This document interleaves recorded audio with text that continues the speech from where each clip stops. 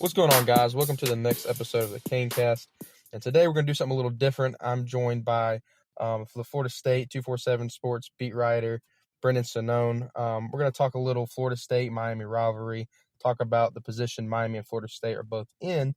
And then what is different is we'll kind of talk about our opinions and thoughts on where the other program, the rival program, is at the moment. And it'll be a very conversation-based format, very laid back, but I'm excited to have Brendan on. We've been jumping co-host. He's decided to be a world traveler. He's in New York right now, so it'll be a one-on-one podcast, and I'm excited to get started. So that being said, Brendan, if you want to introduce yourself and let guys know exactly what you do and where to find you, throw in your Twitter handle and all that, go ahead and let people know.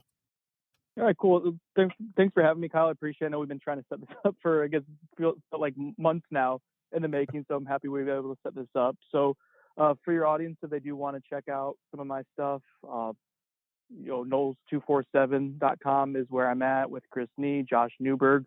It's all three of us kind of running the website there. And we also do On the Bench, which is our podcast. It's Knowles 24/7's On the Bench. I host it. It's a polarizing podcast, mainly because I bring some nerdiness and self-deprecation to it, and some people don't like that. And Josh has his hot takes too, so we bring that to the table. But it is a fun and I think sometimes informative podcast.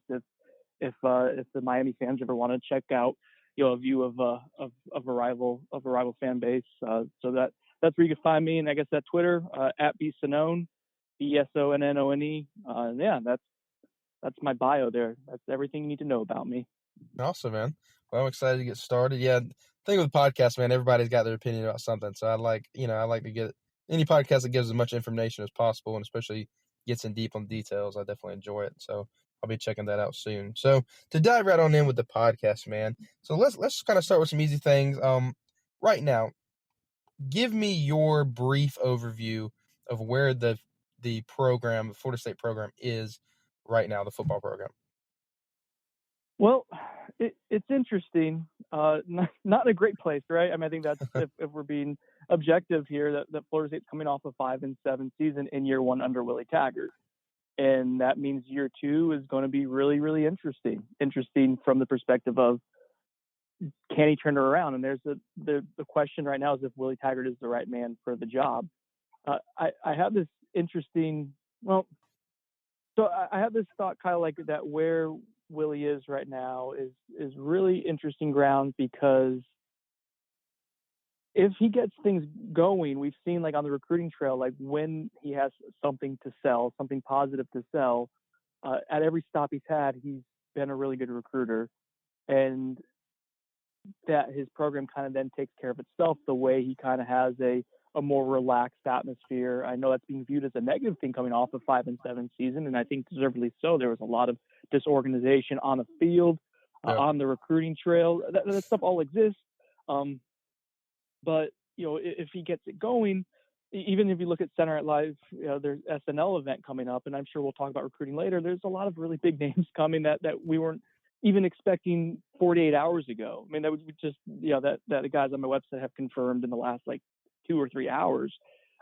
Willie's a really good recruiter and gets people to buy into him, but he needs something to sell. And coming off 5-7 season, and has as much of as a debacle as the year was, not just the record, but as disorganized and as many blowout losses. There's not a ton of stuff there. So not a ton of stuff to sell. So I guess for me, this is it's a huge season, because if you have 2 consecutive down years in your first 2 years, that puts you on really slippery ground. Conversely, if he has a really nice season, I think that changes the narrative right now. But for right now, FSU's in a weird spot because it doesn't really know what it has in its head coach right now, which obviously isn't ideal. Now, you said you started covering Florida State around 2013. How weird is it to see the transition? And not that I think that Miami has now jumped you guys tremendously, but how weird is it to see such a short period of time being on top of the college football world and now kind of being in this position, and then Miami being pretty much at the bottom and now kind of taking its step forward? What's your thoughts on that? It is interesting. And yeah, I came in covering, I covered high school sports and recruiting in Orlando for my first few years professionally doing this. And all of a sudden I got a chance to cover FSU for the Orlando Sentinel. and it was an awesome opportunity. And it was 2013. So my first week on the job, literally like the first like 4 or 5 days, was Jameis Winston's debut at Pittsburgh. and then the rest of that season obviously was crazy. And professionally, like, okay, what's happening on the field was nuts, right? So you have one of the most dominant teams in the history of modern college football. And then off the field, you had the Jameis Winston, the off-field saga that began with that too. And it all kind of culminates in that crazy national championship game against Auburn. And anyways, so we saw that, and you had the 2014 season with FSU. Obviously, was really dramatic as well. And I wrote a story after that 2014 season, and it was about FSU's draft success.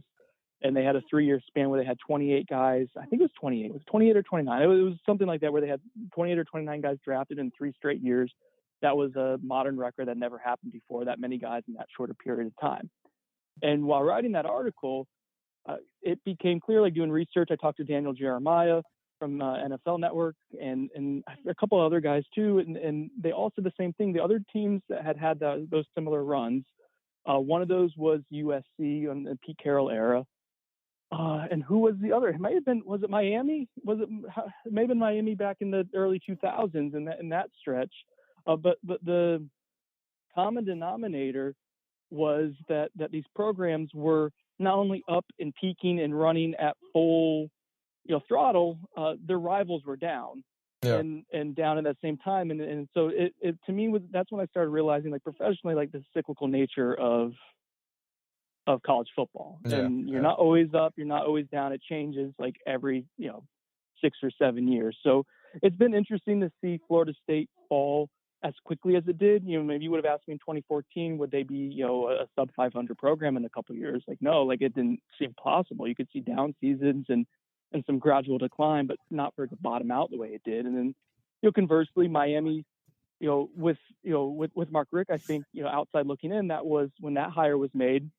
I didn't think he was going to be a superstar as a coach, but I thought he was going to bring stability to the program, and I think that's what he did. I know he ended up being somewhat polarizing his last year, but that's what he's done, and now Miami has a good foundation to build on, much better than Mark did coming in. So it's been interesting to see, but maybe not surprising, I guess. If that makes sense. Yeah, I got you.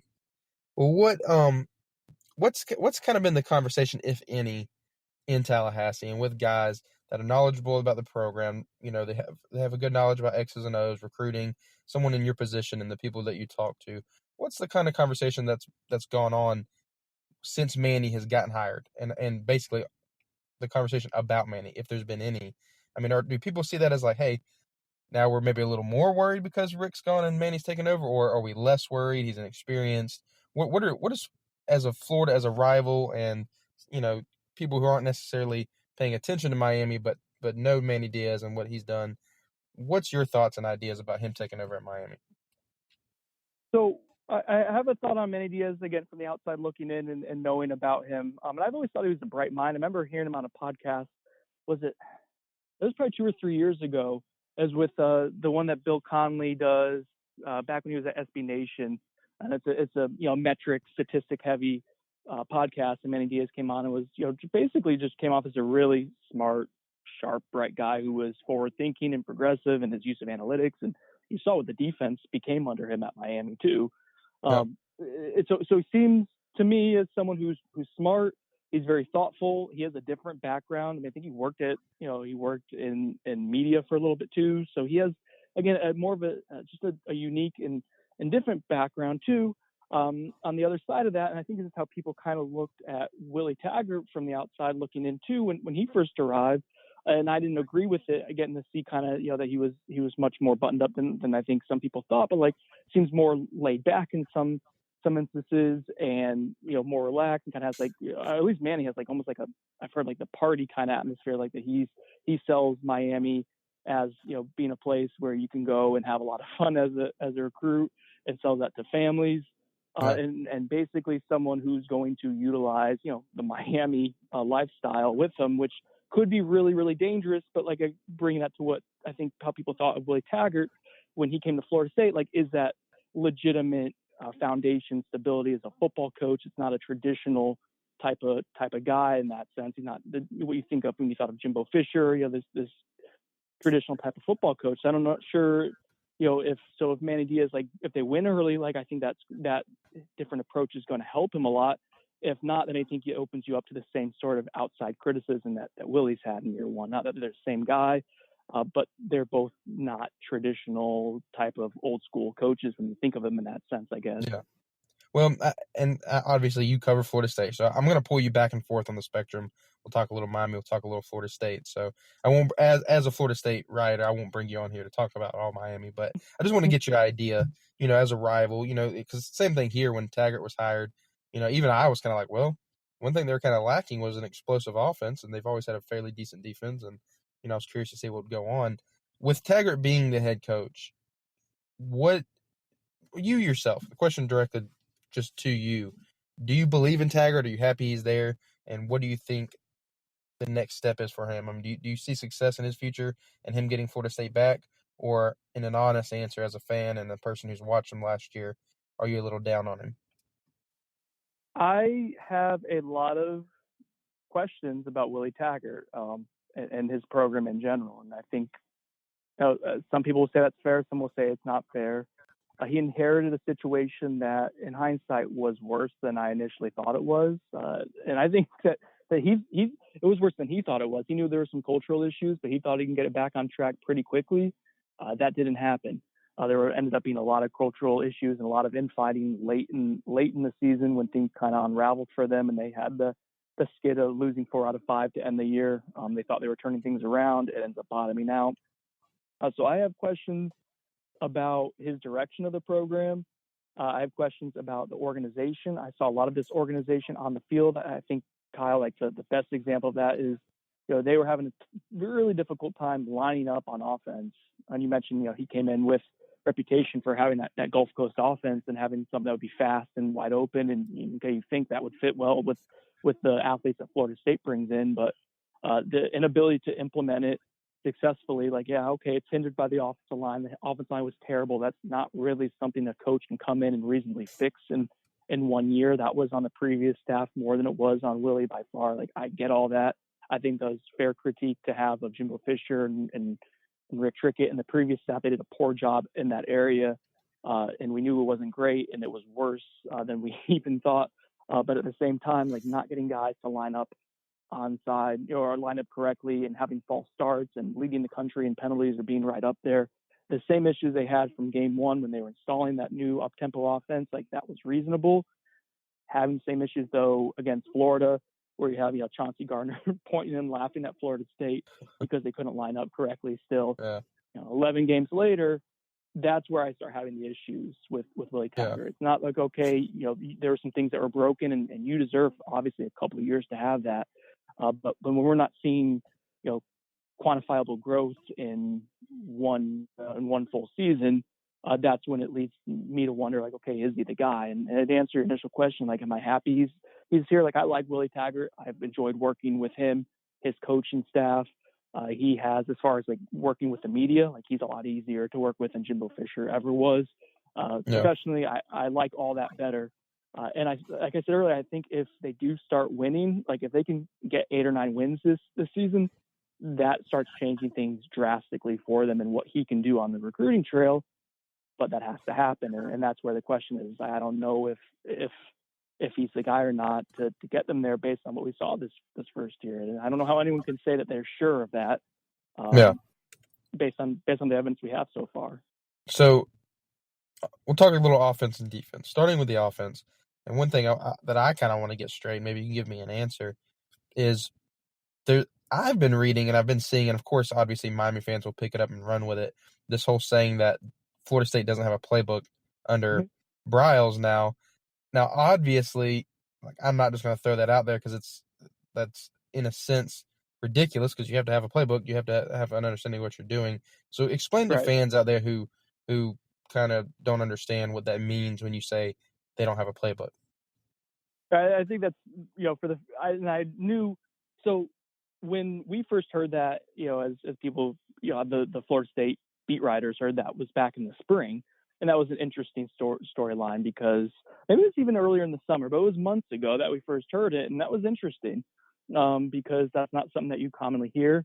And it kind of makes sense to an extent, like with the spread, no huddle offense that you'd want to try to, that fits in with the simplistic view of running that offense. But doing a little bit of research, like that's something that Kendall Briles has done everywhere he's been. That's one thing like that's not, I guess, should have not been huge news if you did a little bit of digging on it. And after hearing that, I went and looked and kind of felt silly like that. That wasn't something that I already knew about him. But then I think more important is it gets blown, again, it's low hanging fruit for people that want to make fun of Willie Taggart and feeling like there's not like enough organization and there wasn't enough last year. But man, like there's a playbook. It's not just what you think of the old school, like here's a 3-ring binder with 1,000 plays per member. It's not that type of playbook. Like they have stuff diagrammed and written down for guys. It's a different way of teaching. And it's like, we don't want guys like looking at, getting bogged down with having to remember, 50 different sets and formations in a week. And so I think that's where it's a little different. They obviously have stuff written down for guys to like learn and see that way. But yeah, well, that's definitely it's blown out of proportion, I think.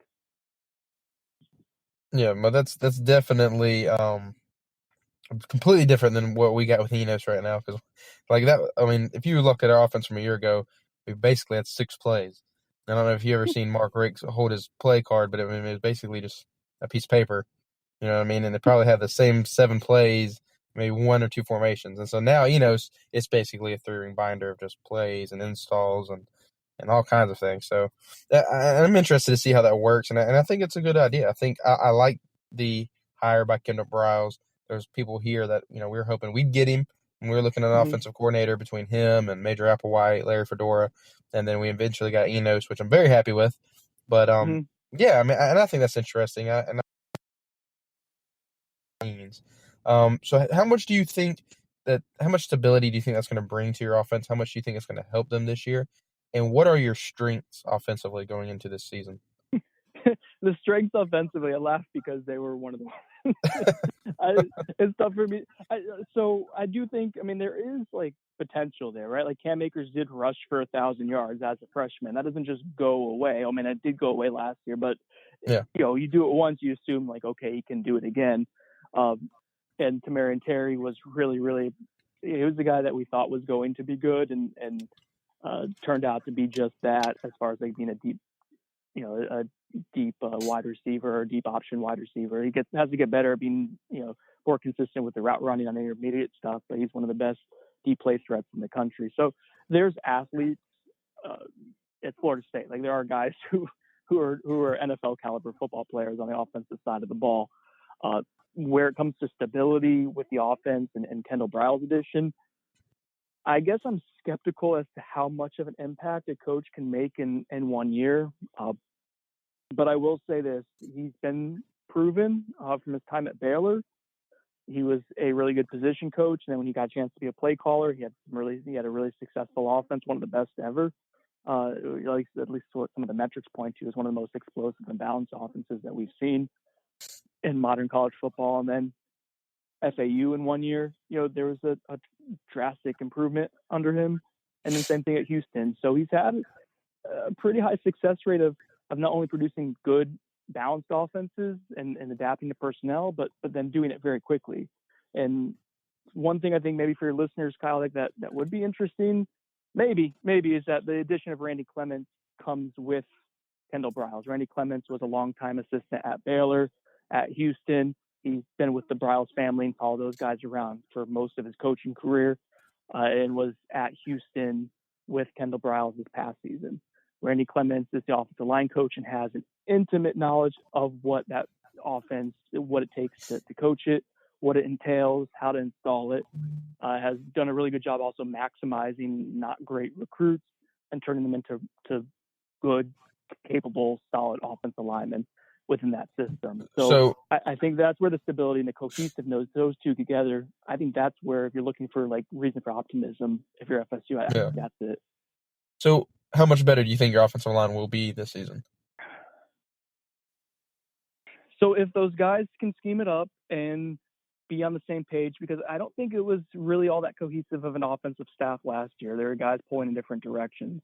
Greg Frey, offensive line coach, is a good O-line coach, but hadn't been in the spread scheme like that in a while, and seemed to have a hard time getting that consistently, coached to his guys. Walt Bell was the offensive coordinator and didn't really get to call his offense for most of the season. It was a mishmash of what Willie Taggart was calling and then what he was allowed to call later in the year. So if you're assuming that having just guys on the same page with Kendall Briles and Randy Clements is going to help, I think the offensive line could be a little bit better, but we're talking about an offensive line that was arguably the worst in the entire country. And I'm not just saying Power 5, like it may have been just the worst offensive line in the country, period, last year.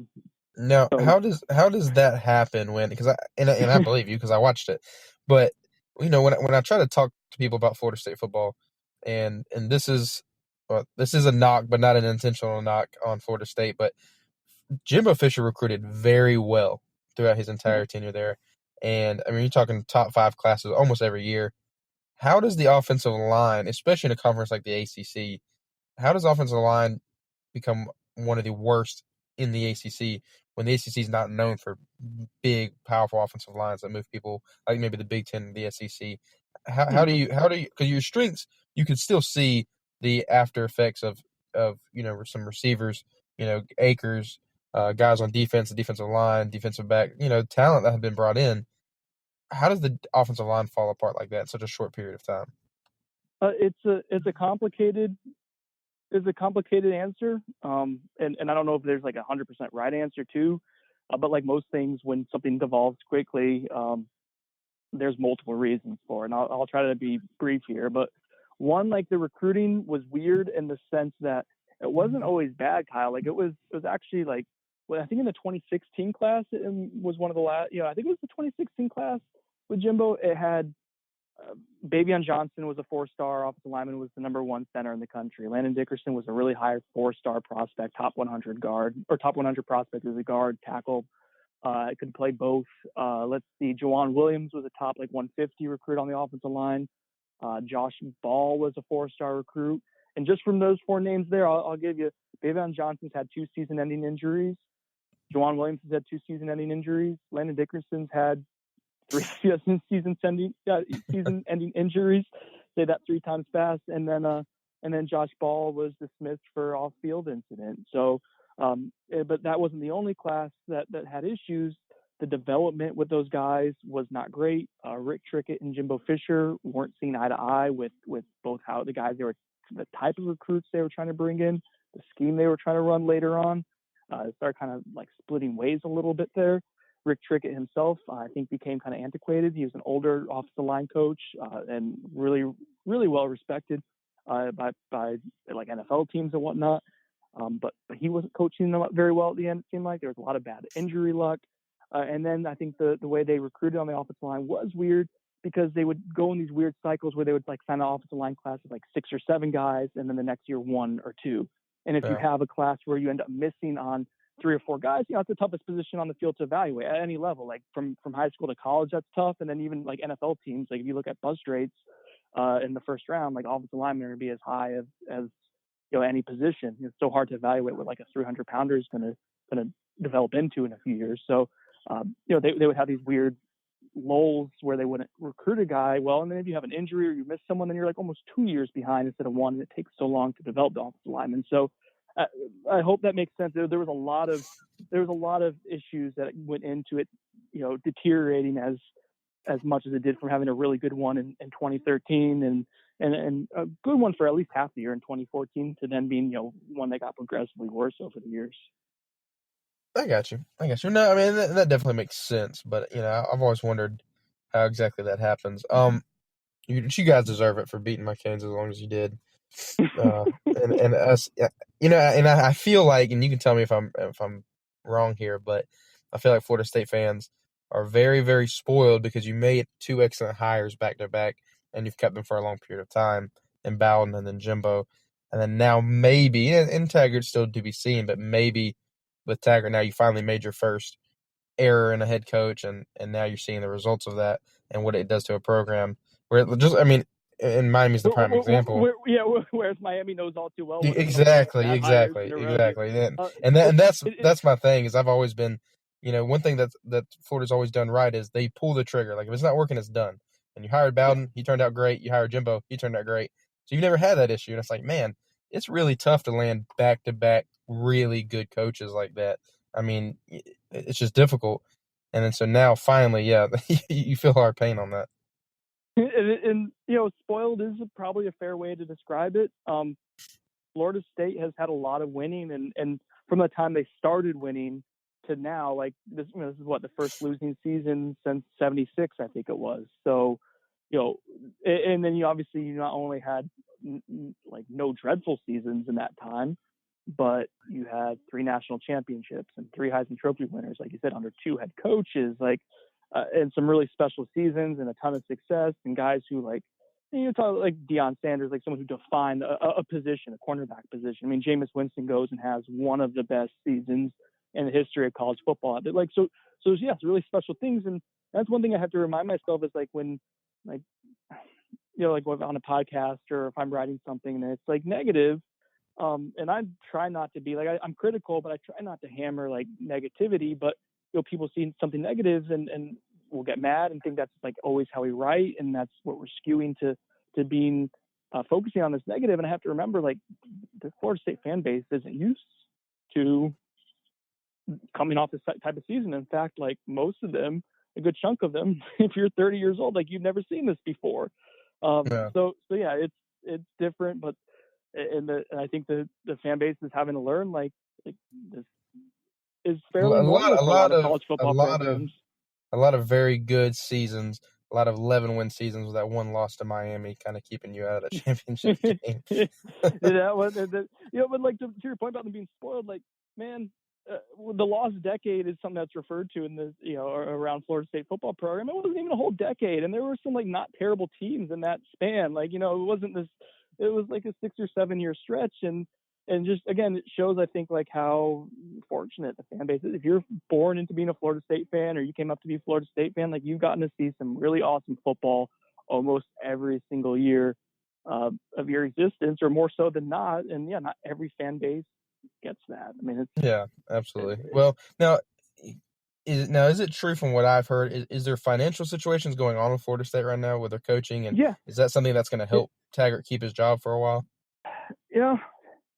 Yeah, it will. I mean, that's the simple answer is yes. I think, I think again it's situational, kind of like with the offensive line. This is complicated, but yeah, Florida State did mismanage funds with its previous regime. They took the previous athletic director basically allowed too much money to be spent, one by the previous head coach, and then two, he made too many promises and put too much money into some of the non-revenue sports too, which you can't do both. You can't have football overspending and then stretch yourself thin on some of the other sports too. So from my understanding, that's been a big issue.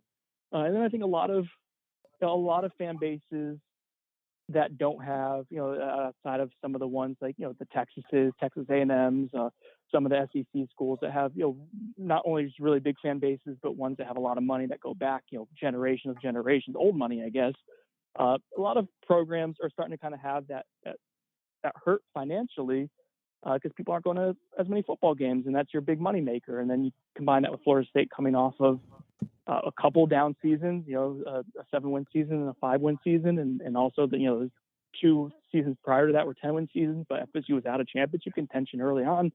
The buzz around football hasn't been great, so the money coming in hasn't been what it needs to be. It's not dire, it's not terrible, but it had to be recalibrated, and the new regime is doing that and being very, very, very tight with how they're spending money. They're making sure not to overspend it. They're very cognizant of that.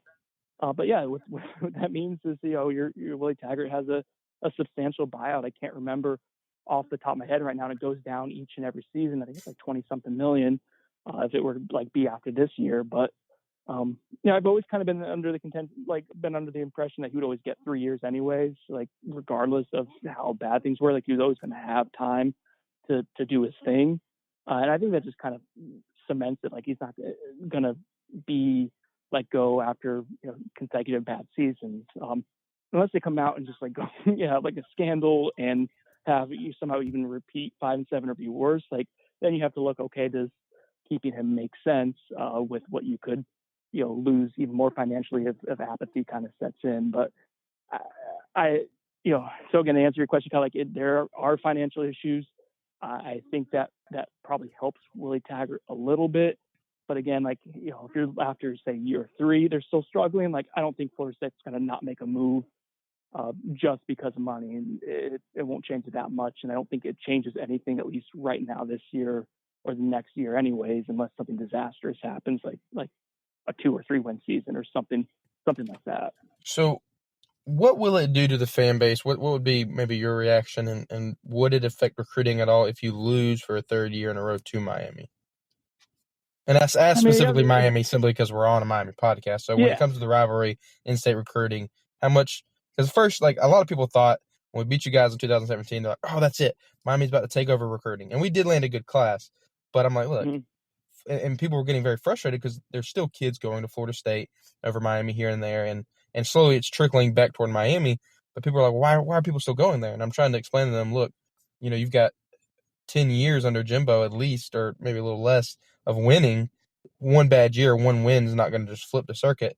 Now you've got year 2, we won again. Now you're starting to see some kids flip here and there, and there's other reasons to play. How much would a third year play a part in that? I mean, I think it's just more fuel to the fire. Of course, like that gives, and especially with a new coaching staff, that gives Manny more ammunition there. And if it's, Willie Taggart losing 2 years to Miami, and you couple that with maybe, say, another bad season, then that starts building kind of like this narrative that you can sell on the recruiting trail. At the same time, like I would say, like, I'm not trying to troll here, but I would say, like, think about if you're a high school, prospect and you're 17, 18 years old, like, since your informative years of saying watching football or whatever, Florida State for most of that has been pretty good, right? And probably when you're an adolescent, like the Jameis Winston, like you grew up watching Florida State, as you're loving football, learning to love more about football and becoming like a someone who can be like a D1 football player, like you're in middle school and starting to separate yourself from others, like you're growing up watching Florida State. Well, and that's something that's something I want to talk to you about, because I want to talk to somebody who really is invested in the program and knows a lot of what's going on.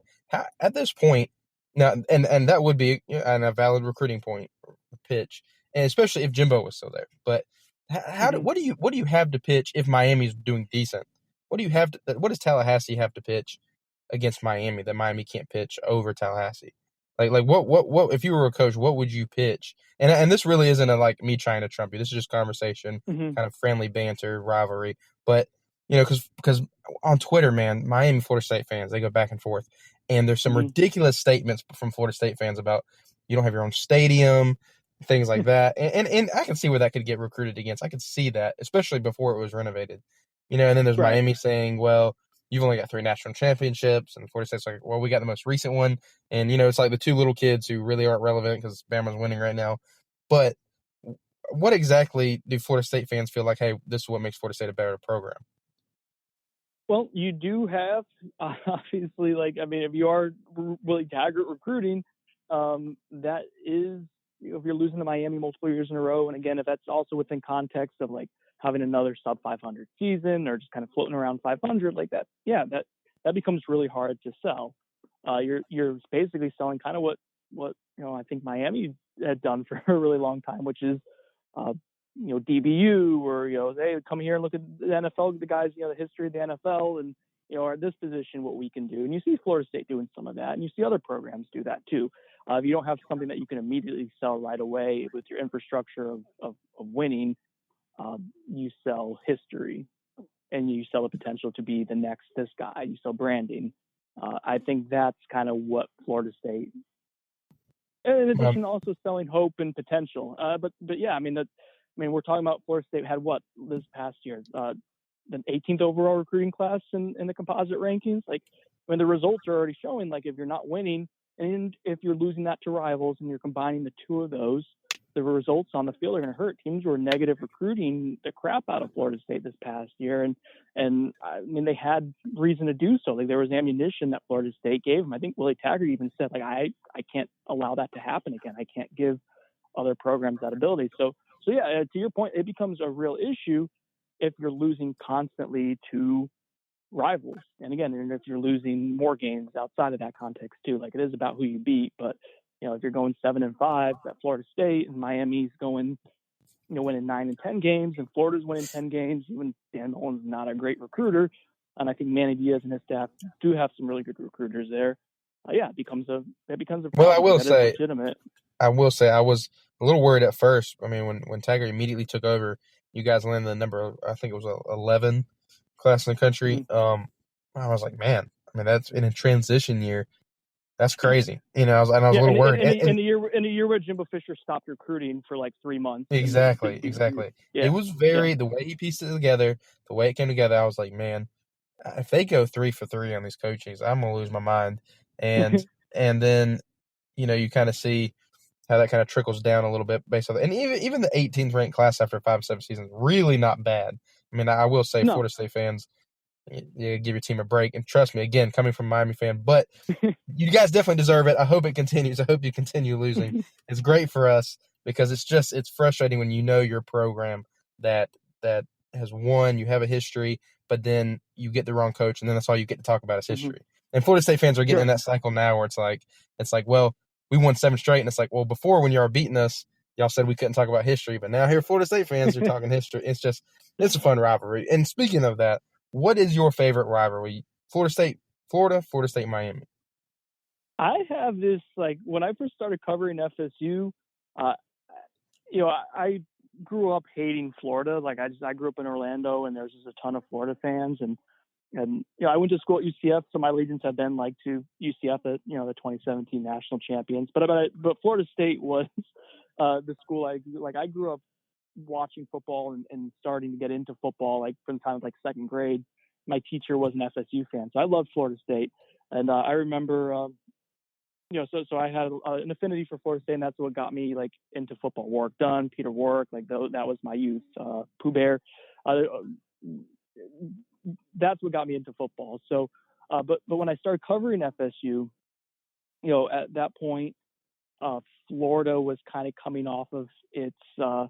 It was under Muschamp. It was coming off of still having that aura from the Tebow years, and I always thought that Florida State was going to be like the big rivalry game for me. But then, man, like getting into covering Florida State Miami, the level of, so I put it this way, like I think the Florida fans like that they get like in my mentions and stuff like that are more consistent.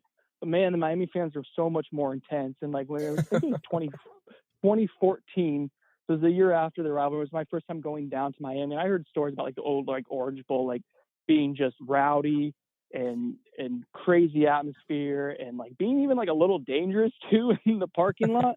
And I didn't necessarily experience that when I went down to Miami Gardens, but like, man, like fans were literally shaking Florida State's bus, and I was like, oh, this is intense. And I made the mistake of saying something about, I think that was the year Brad Kaya was a freshman, and basically I tweeted like Brad Kaya, after he had an amazing start to the game, he started getting out of rhythm, and you could see it. And I just tweeted out like, oh, Brad Kai's starting to look like a true freshman. I'm not saying that he sucked or anything like that, just he's starting to make some rookie mistakes. Yeah. And the Miami Twitter came after me with a vengeance. Like I had just called him the worst person in the world. Then lo and behold, 3 years later, Miami Twitter was over him too. But the level of intensity and passion for Miami and Florida State, like in the context of that rivalry, is something that I was surprised by. I knew it would be intense, but not as intense as it actually was. Like seeing fans legitimately shake the bus. I remember asking Cam Irving about it after. That was like one of my first tweets that went like viral. Was he? I asked him about the Miami fans shaking the bus. He's like, "Oh, they weren't shaking the bus. They just wanted to touch greatness. They just wanted to see what greatness felt like." And I will say that's that rivalry, man. That's fun. I grew up in North Florida, and I went to a lot of Miami Florida State games at Doak, and it is a fun rivalry. It does get rowdy, and I'm definitely glad that I think we're all kind of hoping for Florida State and Miami both to get back to being on top of the college football world, so that rivalry means more. I mean, Mm-hmm. I wanted, and I think, of course, I think also the ACC was kind of built on, and then right now, Clemson's kind of standing on both of our shoulders. It's a little frustrating to see, because Clemson just wasn't ever that kind of program. So, no, I do love the rivalry. I'm excited. Florida fans, I don't even know how to describe Florida fans. I mean, like Miami and Florida, I've never even considered really a rivalry. I mean, we rarely play them. We beat them Mm-hmm. all the time. And, it's like, and it is a friendly rivalry. Like, I don't get emotionally invested in it. I mean, I am now because, like, now that we're about to play and they had one good season, Yeah, to open you the think they're about to season, win a yeah. national championship. But, yeah, and speaking of Miami fans, man, I mean, they're like that with me. If I say something out of place or it gets taken out of context, oh, man, it's like you would think I'm a Florida State fan. It's intense, and it reminds me. So, like, I mean, I remember the first year covering it. Miami fans and Florida State fans like getting into fights, like, and it was like all over campus. And there was like a video that went, and there was like 5 or 6 different fights happening. And then later that year, Florida State was at Florida, and my buddy was in dental school at Florida then. So I stayed and I crashed with him, and then we went out afterwards. And like Florida was terrible that year. But I remember like there were people at the bar, like Florida State fans and Florida fans dancing together and like having like a dance off or like having fun. I was like, man, like the context, like Miami fans and Florida State fans were fighting each other, and here Florida State and Florida fans are dancing together. Yeah. So I think that sums up like I have a affinity for Florida State, Miami. Like I think that rivalry just has a little bit more juice to it. Like when it's good, when it's elite, and both those two are like playing for something, like there's just something. Like, well, and also the games, man. I mean, even when we're doing terrible. I mean, think about the last 3 years: blocked extra point, last second touchdown last year. I mean, just it's been absolutely insane. And so I'm gonna ask you a few more questions. We'll wrap this up. I won't keep you much longer.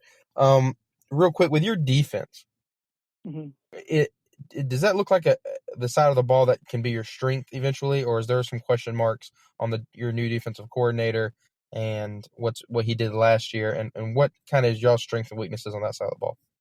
Yeah, there are question marks with whether Harlan Barnett has a great grasp of the personnel that he has. We've heard that they're kind of mixing and matching some personnel to kind of implement like this hybrid 3-4 scheme, when last year they were just a strict 4-3, trying to fit personnel that was recruited to kind of run that hybrid scheme previously. So it's a big year for Harlan Barnett to show that what he brought from Michigan State as a co-defensive coordinator can transfer over to the ACC. As a full-time defensive coordinator, as the guy. So there's questions there.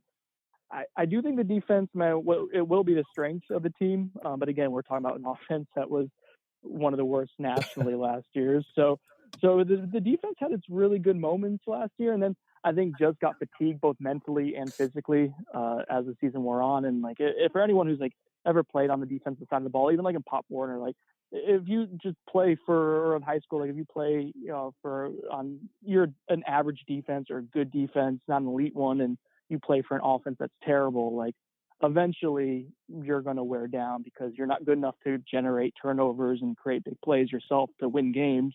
And at the same time, like you're decent enough to not break, but once the floodgates do open and you're just on the field constantly, and your offense is going 3 and out, like that defense wore down. Oh, we know all about that. We did that last year. You saw it firsthand, and and again, like so you have DeAndre Francois, like coughing up the football and getting sacked and fumbling it, and Miami's able to capitalize and start that run in the comeback. But like again, the defense gets gassed, and you're like, just oh crap, here we go again.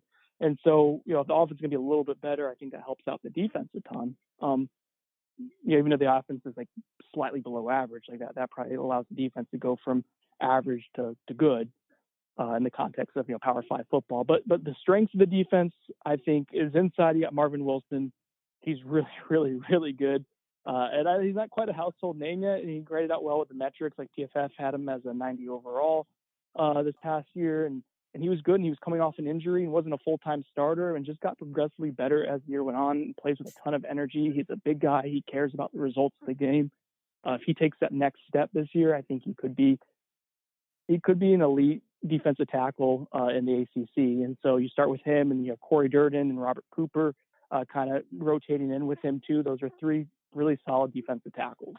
So you start there with the strength. Inside linebacker is Dontavius Jackson, really good again. So you have good strength in the nucleus in the middle of the defense. I think that's where you start to build it. Obviously, it's an old football cliche, but you build from the inside out, and they have really good, really good inside of the defense there. I'm concerned about the edge rushers. I don't know who replaces Brian Burns. I don't think they have a guy who's truly capable of that, of double-digit sack production, unless Joshua Kando, who is a former 5-star guy. If the lights kind of turn off for him in his junior year, maybe they do. He certainly looks the part, but that's the question mark to me. Their secondary is good. They have talented guys in the secondary. Outside of at safety, I'm not entirely sure what they're going to do there. They don't have a whole lot of proven commodities, but I do think they have 2 good cornerbacks in Stanford Samuels and Asante Samuel Jr. Both those guys are really good. So you have pieces there. I don't know if it's an elite defense. I don't think it will be this year. But if the offense is again serviceable, there's enough there on defense too where you could be good and help win some games this year. Last year they had a hard time creating turnovers and whatnot. I think they'll have a little bit more depth to help out with that this year, though. A little more energy and a little more athleticism. Are you more comfortable having Blackman in at quarterback now over Francois last year? You like this now? Because I've seen him pass, and a lot of people make fun of him. I do know. I mean, at least in my opinion, it hurts the offense a little bit since he's not very mobile. At least not to the extent they would like him to be. But yeah, I did want to see, kind of know what your guys' take was on him over Francois. I do agree with you. Like, he's not, like, for the Kendall Briles offense, like a mobile guy. That's what you want. That's the prototype. But it doesn't have to be. You don't need Michael Vick back there. You just need someone who can move around in the pocket a little bit and extend plays some. But then the important thing is if he's not that athlete, you have to get rid of the ball quickly. You have to make decisions quickly. You have to be able to run, read option. As it turned out, man, like DeAndre Francois couldn't do that. And it's funny, like DeAndre's a decent athlete, not an elite one, but like he could take off when he had to and be an effective runner. And they used him a lot in that capacity when he was a redshirt freshman, but coming off the knee injury, I don't know. His freshman year, I thought he was going to be very, very good. I mean, now granted, different offense is under Jimbo, but I was like, man, I mean, this is going to be another Jameis. I mean, he was just killing it. He was tough. I've seen him, get hit again and again, and I'm like, oh, man. And then, he was tough. He was. And he had a big arm and tough and fairly athletic.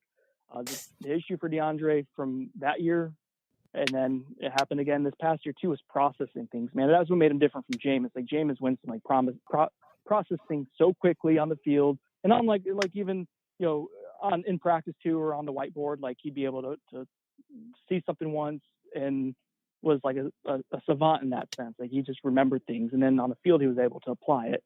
DeAndre would just take so long to see things, and that happened in the spread offense this past year, man. Like, where you have to be a quick, like almost like a point guard running a pick and roll, making like a quick read, and he couldn't do it. So I don't know if James Blackman can do that or not, like at a super high level, but it won't be any slower than what DeAndre was doing last year with his reads. It can't be. Well, so now you're looking to beat Miami this year. We come to y'all's house. Are you more concerned? Would you be more concerned with Mark Richt being there again, calling the plays? Or with Manny Diaz being the head coach now and Dan Enos calling the plays? Which one are you, as a rival and as if you're Florida State, which one are you more concerned about and why? If you know anything about Enos, I don't know how much you know about Enos. No, I know he had obviously a background at Alabama and comes off as a sharp guy, but beyond that, no, I don't have a great knowledge of him. I do know this, like that with Mark Richt, like he never scared me. I thought he got too conservative too easily, and I didn't like that, especially at a school like Miami. Like I think that didn't fit in well with So I assume I'm preaching to the choir there. It's funny, man. What's weird to me is how quickly people turn on Mark Richt. Like at least again outside looking in, all about it as he was kind of turning things around, and then last season happened, and like people were not only frustrated but done with him. It seemed like. Yeah. Well, I'll say this. You can take this back to your Florida State buddies because I listen to Florida State podcasts all the time. I'm like, man, if y'all only knew what was going on behind the scenes. But Mark Richt, we needed him, and a lot of Miami fans wish we wouldn't have hired him. We needed him to bring stability. He brought good recruits. He started landing some good recruiting classes. He got Miami to invest in that into the program, indoor facility, blah blah blah blah. He invested $1 million of his own money, right? Exactly. Yeah. I mean, and he is one of the greatest dudes that and he's actually living in my hometown now. He just bought a place over in Destin, Florida, and man, and I mean, just a great guy. I loved him as a coach. And when he came in, I thought I was under the impression because he said, "I'm going to call plays again." So we went year one. he had a decent Mm-hmm. amount of formations. We went under center a little bit. We didn't have the offensive line for it. I don't think Miami should run a pro-style offense regardless. It's just they'd Mm-hmm. be better in a spread. But, we got under center because Brad Kyle could do it. We had a fairly decent offense with hardly any skill talent compared to what we have now. And I thought, man, okay, that's just year one. So then year two, we get Rozier, and we're only in shotgun the whole time. And I'm like, okay, well, maybe Rozier needs to be coached around. He's not very good, so that's what we have to do. And we're winning all our games. And Rozier is just not an accurate quarterback, so we're barely winning them. So I'm blaming that. In 2017, Miami fans are kind of, trying to see, okay, what the issue might be. And it really just looked like Rozier. Like, okay, once Rick has his guy, which was supposed to be Perry, once he has his guy, we're good to go, and then he'll open up the offense. And so we have the 2017 season. We kill Notre Dame. We finally beat Florida State. And we're like, oh, yeah, we're high on him. You roll into 18, the playbook changed. Like, it didn't change at all. Nothing. Mm-hmm. And Perry comes in. He's not any good, but also not just because he's not doing real well, but we're running 6 plays. And now you're losing Mm-hmm. every ball game. And it's like, and it's frustrating because, like, even a Florida State game, we beat Florida State, but it's like, call more than 6 plays and maybe we win bigger. You know what I mean? We beat Virginia, we beat Duke, and that's how it turned the season. We realized, okay, this is what Georgia fans were talking about. It's not going to change. And then so I thought, okay, if he hires an offense coordinator, I'm good with him because I still think to this day he's a good enough coach to CEO a team to a championship. I think he could, but Mm-hmm. he can't OC. And man, that's what really ended up doing it. The way Miami faltered, especially in a year when Florida State faltered, we really needed to have another 10-win season to really jump on recruiting, especially with Florida. And it hurt us, and it was, oh man, it's frustrating. And like, so in Florida, Florida has 10-win season, but like I don't think anyone's really like in the state. Are you guys afraid of Dan Mullen like on the recruiting trail? I don't think Florida State fans are that much. My thing with Dan Mullen, and so we talk about this just for a second. I like Dan Mullen. I think that he's a very good coach. I think he's a good offensive coordinator. It's to be seen if he crashes Florida with the off the field issues, like Urban Meyer maybe. But yeah, I think, and apparently Mullen was like part of like not having a great temper with Meyer too. Yeah. And I don't know if he's going to be an elite recruiter, but I think any team like Florida, Florida State, or Miami, if you're winning enough, you can recruit elite. I mean, regardless if you're not an actual elite recruiter. So, and he's doing that. But, I'm not necessarily scared of the guy, on the recruiting trail. No. I think Manny Diaz has done a good job already with what we've had. So, no, I'm not really scared of him, but I think he's a respectable coach. I think he's a good coach, and I definitely don't want them getting any better. You know what I mean? If say like Willie Taggart had won 10 games, you'd be scared of him right now, right? Oh, kind of scared like going in, after his, well, he's a recruiter. I mean, yeah. if you land an 11 class, I mean, your class is number 11 in the country in 1 year. I mean, you just took over. You've never even coached a game, and these kids want to come there after a 7-5 season, whatever y'all had. It's like, okay, and then you win 10 games right off the bat. I'm like, oh God, here we go. You know what I mean? But yeah, Dan Mullen winning 10 games, and don't get me wrong, I'm probably the most cautious Miami fan going into this UF Miami game. I don't actually have Miami even winning.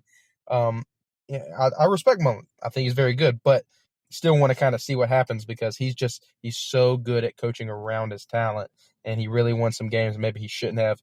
And I think this year they're going to have the same season. I think it'll be another 9-3 season. From the outside looking in, not that they're the same type of coach, but the results, like the way I felt about Mark Richt at Miami is how I feel about Dan Mullen. Like I think there's a ceiling there for what Florida. Dan Mullen. That's tough though because a lot of people drag Dan Mullen, and it's like, look, man, he was coaching at Mississippi State. Like he made Mississippi State relevant, and that's against Alabama, LSU, Auburn, Texas A&M every year. That's crazy. So now you're at Florida, and you're on the side of the conference where you really don't play nobody other than Georgia. And, of course, you got to go across play LSU every year. But your schedule's a lot easier, and you can bring in more talent.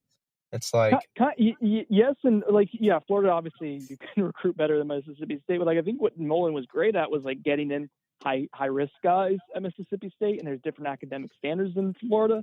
Look what happened in this past class. Past class. Florida's not gotten 4 or 5 guys in now. Not all of them, obviously for different reasons too, that we don't have to go into. But yeah, I turned this into a Florida podcast. On That's Miami, all right, man. We talk rivals. But yeah, I just I do wonder if he can recruit at an elite level even at Florida, with some of the one that's a little bit academically different, and two, just as I don't know if he's a great recruiter, to to Well, you talk do about you going do against only Wayne have Haven that. and Purple Heart. Yeah, well, you do only have that ceiling where you've got to get your guys in quick. Because if you don't, Right. and then because this is the thing with college football, when you get hired, it's easy to take a really bad team and get better with them right off the bat. It's easy to do that. True. I mean, to be if you took over, especially him, he's taking over a 4-7 or whatever it is, 4-8 Florida team. Well, and then you go win 9 wins. It's like, oh my God, we're weird. We're about to win a championship. But you only win 9 wins this year. It's a lot easier to go from 4-9 than it is 9-11. So and yeah, I agree with you. Even in his play calling, and I watched last year, his play calling, what he actually ran wasn't a lot of plays. It was quarterback draws, short passes, screens, Mm-hmm. run the ball. But he was just much better disguising it, much better formations. And when he does have talent, I think his offense will be even better. He was very good under Urban in 08 and 09 and all that. But, yeah, no, I agree with you. There's kind of that ceiling. He still hasn't brought in a quarterback, Now, granted, I know they've got, what's his name, sitting behind Franks. But, I mean, he still isn't beating out Franks. I don't think he necessarily has his guy, like the game-changing quarterback he needs. And you go to Florida and you only win 9 games, and then the next year maybe 8 or 9, or you lose to Georgia again, even if you win 10. Oh, man, Right. Florida fans, any fan base, starts getting brutal. So I agree with you on that to an extent. You mentioned something about quarterback. Can I share with you real quick my one of my biggest pet peeves with Miami fans? Oh, what's that? This is one that I roll my eyes over. Is I feel like I've seen a lot in a few years. Is the fan base? I think it just comes from being so like wanting it so badly. The ability to believe that someone is going to be the program changing quarterback so quickly and so rapidly. Like it was like that with Brad Kaya, and then it was like that with Nkosi Perry before he ever took a snap. And outside looking in, I'm like, who the hell is Nkosi Perry? Yeah, again, he's not done yet, but people were trying to tell us like that this is the second coming, and like I think there were some Jameis comps in there at some point. Again, just from random fans. Yeah. Well, he did some practices with Jameis, and no, and I know what you're talking about. And I think it was, I think Brad Kaya. If Brad Kaya was playing in the system Dan Enos has this year, I think Miami has a very, very good offense. Brad Kaya was an excellent pocket passing quarterback, but he just two things. He didn't have that drive. He didn't have, even much as I hate to say it, and I hate Florida State, and I don't care for Jameis Winston, but Jameis Winston had that just like it mentality where like it's game time. He got into it, and then he could also move with his legs. Kaya ran in mud, and he was smart, but it was like when the game was going, there was zero emotion, which is good in a sense because he didn't get frustrated, but he never really jacked his team up. Now, granted, you're an extension of your coach, and Al Golden was coaching him, Mark Richt was coaching him, so not 100% on him. But no, I agree with you on that, and that's why I'm hoping. I don't think any quarterbacks on our roster even this year are going to be elite, but they're far cry better than Rozier, and I think if they can just hone in and be decent, we'll have a great season. Now, I will say I wasn't big on Perry. I was kind of excited about Williams. The guy I am excited about is Tyler Van Dyke. If we sign him this year, he is a guy that I think has the ability to be very, very good, and possibly, I don't know about program changing, but definitely help boost that offense to almost elite. What is the deal with Williams? He was someone I liked a lot coming out of high school. I thought he was a really good snag for Miami. And was he just not? Does he not have it all? He's just a guy that, when he came in last year, they put him in against, I think it was Savannah State or it was FIU or somebody. They put him in, and we ran the receivers started running routes they've never ran with Perry Rozier, and he was throwing the ball on a dime. And he's the best passer on the football team. He can put the ball deep, mid-range, short, anywhere on the money 24/7. As to why he's not just already taken off with the job, I don't really know. I'm not there all the time. I do know in the spring he was very indecisive, held the ball too long, took sacks, and he just, I don't know if maybe it's a mental game, not necessarily getting the playbook down. But as far as talent, the man's very talented. He's got the size, not exactly very fast, but he can move a little bit. Great arm, great size. I don't really know what the issue is with him. Yeah, every guy does something better with Miami right now. Tate Martell is an extremely good runner. Very good, I think, in a spread system, shotgun formation. Can move all over the place, kind of run that, like you said, point guard. Like, if he was running your offense last year at Florida State, probably would thrive. Probably would just absolutely murder people. So he's got that. Doesn't throw a very crisp spiral, not very accurate in mid to long range balls from what we've seen. Jaron Williams throws everything great, not a super strong arm. Perry throws a deep ball better than anybody, extremely strong arm, but very slow acceleration when he runs. Once he does build up, he's fast, but it's slow acceleration. He's very raw, doesn't have a very good touch on the ball. So everyone does a little something different. So we're going to see what happens. I don't know what's the deal with the Van Dyke kid. Like, I haven't seen much of him. Why are you optimistic about him? From what I've seen, now the best person to break it down, there's a guy, he does the Orange Bowl Boys podcast, Roman. He breaks down quarterback plays, does a very good job, and I can't really repeat everything he said because the way he explained it, he played quarterback in high school and college and all that, and just very, very smart in how he breaks it down. But his size that he comes in with, Rick was trying to get into this mobile quarterback thing, bringing in Williams and Perry, and I think that's kind of pushed to the side right now with Enos, and Enos just wants a guy that can run an offense. And you kind of saw with like Clemson, that kid is Lawrence is not the kind of athlete that Kelly was, but just can sit in the pocket, command an offense, has a very high IQ, very good arm, very good size.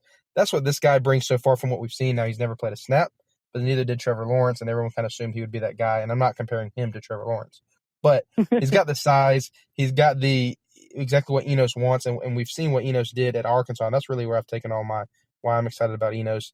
He averaged 35 points a game in one of the toughest divisions in football with Arkansas, and a new quarterback each year. And this guy is just your prototypical pro-style quarterback. He went to a camp, he went to the Elite 11, so he's kind of highly rated. And when he got there, he actually, from what I heard, outdid everybody there. Was probably the first or second best quarterback at the whole camp, and has been doing a great job everywhere he's went since then. I've seen him throw a little bit at Miami when he came to Paradise.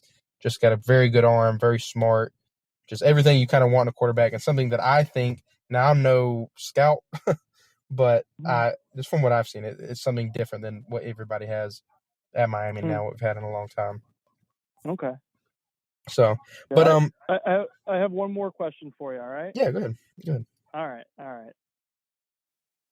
Willie Taggart, if FSU wins 9 games this season, let's say 9. No, let's say 8. Let's say they can get to 8 wins, because I think Vegas has them at 7. So let's say they exceed expectations just a little bit. 8 wins, and let's say they split one of the 2 against Florida or Miami, whichever one. I guess on a scale of 1 to 10, how concerned are you about him and what FSU's going to do with him? Let me actually, because I have y'all's schedule right here, so let me just glance back over that, because I think I have you guys going 8-4, just kind of like I'm being optimistic. That's about what I'm in. 7-5, 8-4 range right now. If you beat us, here's the thing: I wouldn't have been shocked if you would have beat us last year. I told a lot of people not to get their hopes up. Florida looked horrible. We were looking really good, but I was like, listen, we don't have a very good offense. All it takes is some decent special teams by Florida State. Maybe a turnover and 1 or 2 good drives, and they're in the game, because we're not going to score 30, 40 points on Florida State. And that's exactly what happened in the first half. That's exactly what happened. And I will say, like, I called it verbatim. I mean, it was the special teams play, turnover by Burns, 2 good drives, and that was it. And this year, I'm torn, because I will say this. That game was close, but people have to really realize we had one of the worst punters in the country. So every team we played, they pretty much played on a 50-yard field. Now, it helped a little bit with Florida State, because when y'all did go 3 and out, y'all gave us a good field. But we had a very bad punting situation, and we went 3 and out. So those two don't go together. Obviously, you know that. And then when you run an offense, we put 28 points on the board with N'Kosi Perry and a very bad offensive line in about 6 plays. So I'm torn. It depends on what Kendall Briles does, because I think that if Miami comes to Florida State, my opinion of what's going to happen is, hopefully, if you guys have only made minimal strides to get better or to be better, I really think by that time of year, if Danny does like he was in Arkansas and all that, Miami has a good chance of rolling Florida State. I mean, the offense I really think is going to be that good in a period of time. If we go to Florida State and you guys have our number, if your defense has our number offensively, and just we really struggle, and your offensive line does better, and I see the quarterback coaching difference with Blackman and Briles working with him. If I see that, where I see Florida State looks like they're beating us, but Miami's not beating themselves, and then on top of that, you go, like you said, 8 wins, yeah, no, I'll be concerned. You know what I mean? Because I could see Miami losing to Florida State this year if we beat ourselves. But it's really Mm-hmm. hard for me to see Florida State coming out and just beating Miami because they're a better team next year. I can't see that. So if you guys come out and beat Mm-hmm. us just straight up, even if it's close, you just come out and beat us straight up and there's nothing we can do about it, and you win 8 games and you can start to see the program turn, which is what Willie Taggart has done everywhere he's went. You know what I mean? It's not Correct. like 5-7 is not really a shock. I mean, he does that everywhere he goes. So yeah, I'll be concerned. I won't necessarily be quite frightened yet because my biggest thing is I'm used to seeing the little things that are not good for a program. And under Al Golden and under Randy Shannon, not being able to organize your football team at the very beginning of the season or even throughout the entire season, like you said, against Mm-hmm. Florida and all that, not lining up right, that's a very, very bad sign. And I understand Yeah. that plays a part into the players, buying into the culture, and Willie Taggart's changed it. But Florida State's a whole different breed of football than USF and Oregon. And I Mm-hmm. respect Florida State football. This is Florida football as a whole. So it's not a good sign. And so that's what makes me not really worried about Taggart. I really think he's not going to end up being very good because it's just Mm-hmm. Golden did that. And all these guys did that. And the two guys that didn't really do it is Rick, and you saw the success he did have, even though he wasn't a championship caliber coach. You see the difference. So I know I'm dragging this question out, but yes, I will be concerned to an extent if you guys look like you made a significant stride in year 2, because then it's like, okay, I really think that the culture change and what Jimbo left really hurt him, and now you can see he is really establishing himself. But if next year we get there and you guys are just out of place and there's all these off the field issues and just changing things up, it'll be tough, even if you win 8 games, because technically you only play about 2 teams that is more talented than you, and that's Clemson and maybe Florida. And Mm-hmm. Miami and Florida State are about neck and neck, and everybody else, you've still got more talent. Now, granted, I understand matchups and the offensive line and all that, but you guys, man, are still talented, very, very talented. So I want to see how Browse coaches around that. Right. It's funny like how different like what a couple of years can do for perception, because same Florida State winning 8 or 9 games could start changing the way people view about the program in a positive way. Is funny based on where again when I first started covering the team, imagine saying that. But I think kind of like what you're saying about Willie Taggart, I think kind of resonates to me like from the Florida State perspective, and getting to interact with diehard fans every single day on the message board and Twitter and whatnot. If the same issues that persist last season, like the disorganization on the field, especially on offense, if that continues and that mirrors even anywhere close to what it was last year, like we talked about earlier on the show, like that, okay, like there's some financial issues that make it to where Willie Taggart has a few years at least. But if the same issues are still persisting, then it almost feels like this dead man walking type of scenario, because then you have belief that he'll change it in year 3. And then what are you, to your point earlier, like what are you selling to recruits if you're not showing like legitimate quantifiable like improvements on offense and wins and losses? At the same time though, man, if they win 8 or 9 games, and whether that's what Florida State should be doing or not, and I think most people think Florida State shouldn't be winning 8 games a year, they should be double-digit team annually. I think that gives Willie Taggart something to sell. Like if he can go out there and say, we're 3 or 4 wins better than we were last year, and he can say like what you just said, Jimbo Fisher's culture and whatnot, then I think that like what that does on the recruiting trail for him to be able to sell anything at all other than playing time or hope to sell like minimal improvement in a direction, I think that becomes really interesting. Say they win 8 games, they makes year 3 really, really fascinating, because he may be on the verge of putting together like a top 10 class or so, and then what? And the thing is, when you're talented like Florida State is, that the difference between the 5 wins and the 8 wins is what you can fix and what you can do, what's in your hands. I mean, there's games that you lose because teams are better, and then there's games that you lose because you just beat yourself. You know what I mean? That you might be the better team, but you didn't win that day.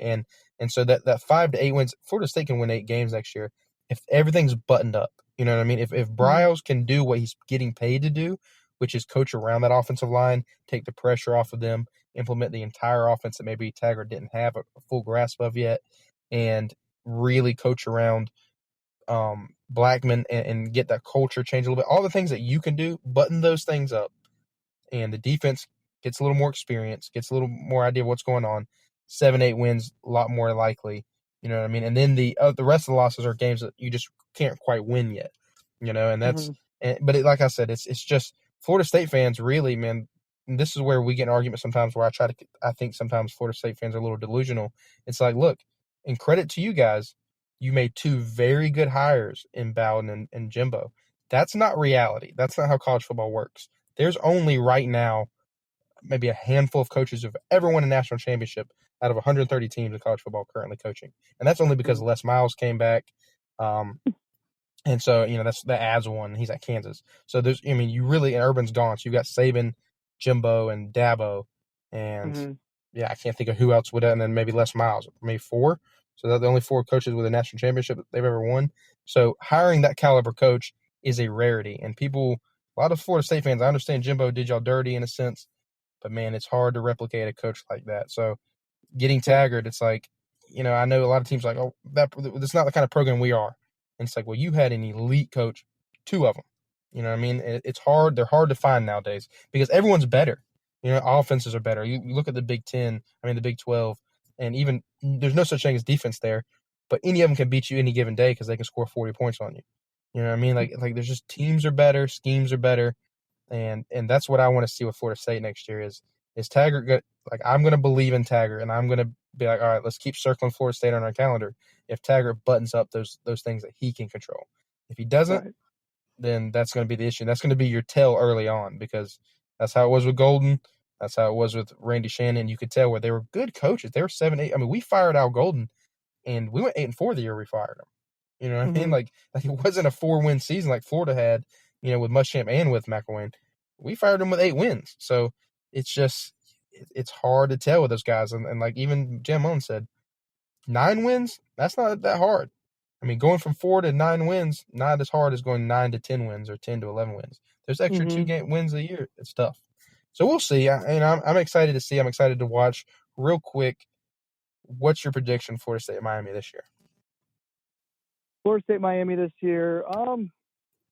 Man, it's always so close, and I think I do want to see the variables. But I'll go with Florida State. It's at home. It's in Doak. I don't, you know, Miami. You know, Florida State had its worst team in decades last year, and still almost squeaked one out. So I'll go Florida State at Doak, juiced up. I think it'll be another close game. 1 turnover, some crazy play probably defines it like it has in recent years. Yeah. But yeah, man, I'll go Florida State because I do think they'll be better than this past year. And give me the home game at Doak. I think that'll be enough in what'll be a pretty close game. I got you. Well, and yeah, I'm excited. I still consider that game a toss-up. You know, I mean, there's a lot of Miami fans that and a big reason I wanted to bring you on is some Miami fans might turn this on and be like, well, this is a Florida State podcast tonight. But I like to get an inside view on the guys, you know, what you know there. So we're kind of on the same page. People kind of get an idea of where their rivals are at, kind of the mentality on both sides. Because a lot of Miami fans right now, they're under the impression that we're going to Florida State, we're going to blow you out. And it's not all. It's some. And I still consider it a toss-up game. I mean, it's such a good rivalry game, even when one team's down. I mean, even the years when Florida State was top 5 and Miami was under Al Golden. I mean, a lot of close games. So I'm excited. You know, I think, like I said, it'll depend on the offense and quarterback situation. I think if they're buttoned down for Miami, we'll be good to go. But I don't know. We'll see. I'm excited to watch it. And I appreciate you coming on tonight, man. Well, thanks for having me, Kyle. This was fun. Hopefully your listeners learned a few things or two about Florida State football in between me rambling on and on. So, no, man, I appreciate it. This was fun. I think I learned some things about Miami football too. And yeah, it's just fun, informative. So I appreciate it. No, I love it. I like to get a little bit of insight. That way when game time rolls around, I got a little better idea of what I'm talking about inside the program since I'm not covering them. I get it from you guys. So, and I'll definitely have to check out your podcast, man. And like I said, thank you for coming on. I appreciate it. It was really fun to talk Miami, Florida State. Let everybody know, again, real quick, where they can check your podcast out if they ever do want to listen to it, where they can find you on Twitter and all that. All right, you can check out writing and all our VIP stuff and recruiting and analysis. We do a lot of fun stuff over at Knowles247.com. It's Knowles247.com. For the podcast, On the Bench, just go to Apple Podcasts, Google Podcasts, Spotify, if you do Apple Podcasts, drop us a 5-star review. It does help out. I like to ask for that every single episode and annoy my listeners. Sometimes they do that. Sometimes they give me a 1-star review because they don't like me. So, but you can check us out there if you do want to listen. And we do have fun on the podcast, and we try to bring on different guests and whatnot too, and have a cool series with Josh Newberg where he has on like former FSU players, and maybe we'll get on a Miami player too to talk about the rivalry sometime like before the season. So, and then you can follow me on Twitter at @bsonnone. So yeah, that's all of Awesome, that's all I have to push on you guys right now. Yeah, that's fine. I'll definitely check it out. I'll start for inviting me on sometime. No, thank you, man. Maybe before rivalry week. We'll have to get on like a panel or something. I think that'll be fun. Yeah, man. Well, listen, I appreciate it. Definitely kept you longer than I intended to. I was actually going to have my co-host try to call in tonight, but I guess that didn't happen. So, listen, man, it was awesome, awesome insight. Thank you, and maybe we'll talk again sometime. All right, sounds good. Thanks, Kyle. Have a good one. All right, man. You have a good night. All right, guys. Thank you for checking out the Canescast, and we will talk to you guys next week.